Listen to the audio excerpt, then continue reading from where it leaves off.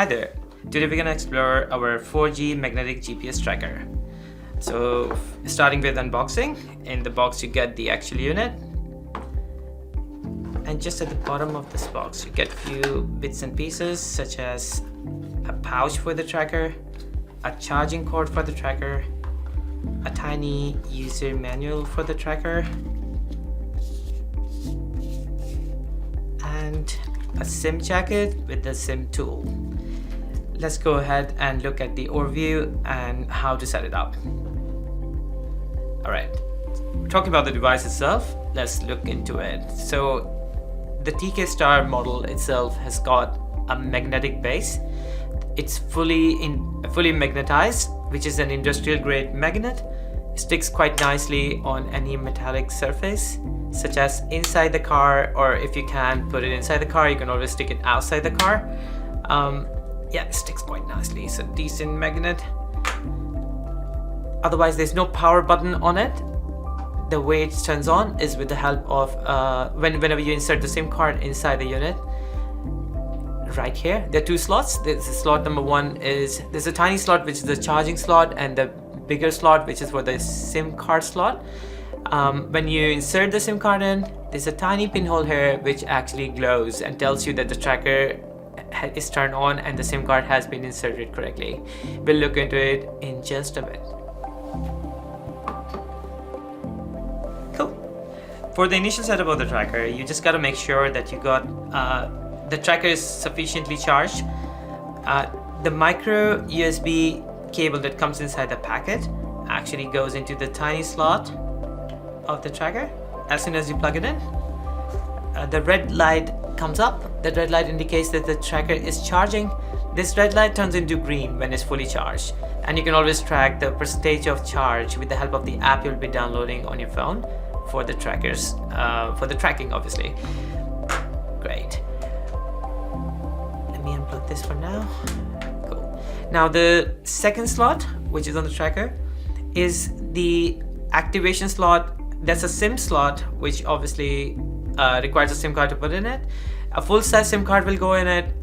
Well, the way you place the SIM card inside the tracker is the copper side facing upwards. So the way you put it inside the tracker is just make sure this copper side is facing upward. You insert it in and make sure that it clicks in. So when it clicks in, the red light, which indicates the power, actually turns into blue. That tells us that the tracker has registered the SIM card and the tracker is now turned on. Make sure that clicks in, because that's what confirms that. Now when you got the SIM card in, the blue light will turn into orange color, which means this the orange color obviously indicates that this is catching the cellular signals. And yep, that's how you get the tracker ready. In the next stage, we'll look into the mobile phone setup, obviously about a bit more about the app and the other features of the tracker. All right, let's get this tracker set up. So to begin with, you will be actually setting it up in two stages. Stage one requires some SMSs to be sent to the tracker's mobile number, there's some set of SMSs we'll be sending to your tracker, which you can see on the screen.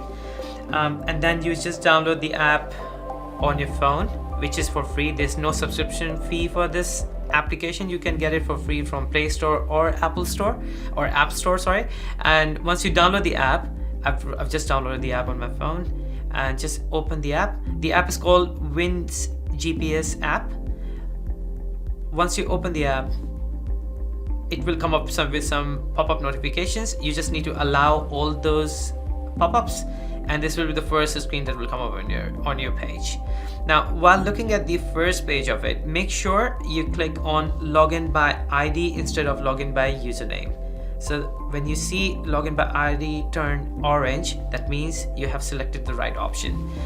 It shows you three rows, and at the first row you will require to insert the domain for the tracker, or the portal of the tracker, which is www.mytknsp star, which is mytkstar.net. The ID of the tracker, you will find it just at the base of the tracker.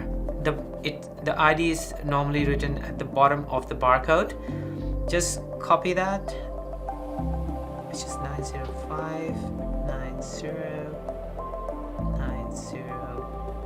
90590900795 in my case.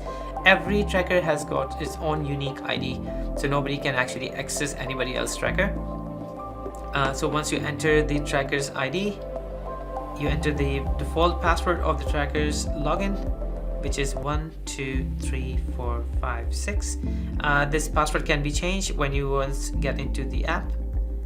Select Google Maps, which we use normally in Australia, and remember my login and hit login. So as soon as you click enter login, as soon as you hit login, you will go into the first page. The first page comes up like this. Obviously there are several features of this tracker, out of which the most prominent ones are real-time tracking, historical route, geofence, and several more. But let's talk about these few features first. The most important one for everyone while using the tracker will be the real-time tracking. Since it's a 4G tracker, the efficiency in terms of precise location is up to from 0 to 2.5 meters variation. So if you look into it now, let's see if it's actually showing us the exact location. Click on the real time.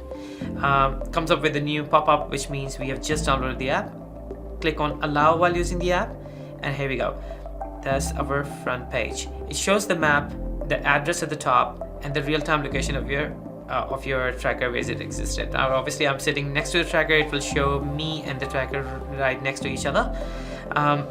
If I want to know what's the gap between me and the tracker, I can simply click on this target sign, which obviously shows the distance between me and my tracker, considering it sitting right next to me. This screen obviously tells us about what's the speed of the car, what's the percentage of the battery on the tracker, and the exact location where is it located at the moment.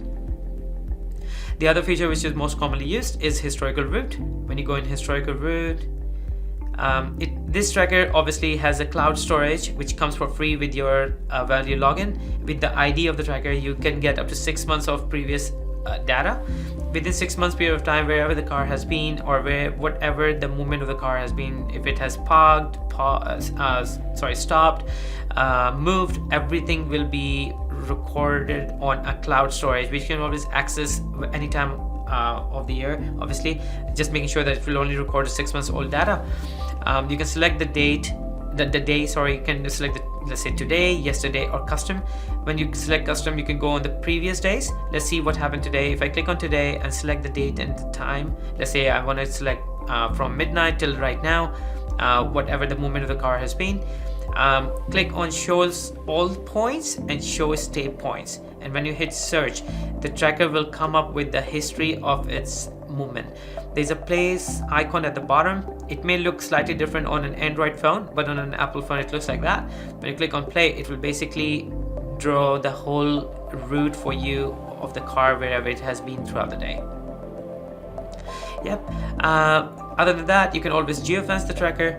Geofencing allows you to draw silos in the area wherever you have parked the car. Let's say you go to a gym, or you go to work, or you go to the office. You can create 3 different circles in those areas, and whenever your car enters or leaves the area, it will actually send you a notification on your phone. When you want to generate, let's say I want to create a geofence for my location, simply go to the main screen, click on the plus sign, and then at the bottom you got radius. The radius can be the radius can actually be as wide as 5,000 meters in terms of the circumference. Whenever the car leaves that area or enters the area, I will get notified. So I can actually create a circle around myself and just save it with the help of this floppy sign at the top right corner, and I can always name it, for example, office, and just save it. Now this geofence will actually list up as geofence number 1 on my list, and if I go into my notifications, since we have got several options which we can quickly run through, but if my car enters this area or leaves the area, my application will send me a push message on my phone, and I'll get to know that it has left or entered the area.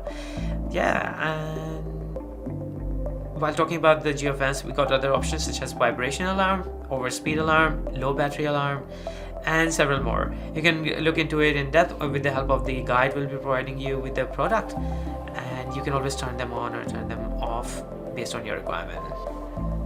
Thank you so much for watching the video, guys. If you got any questions, feel free to reach us out.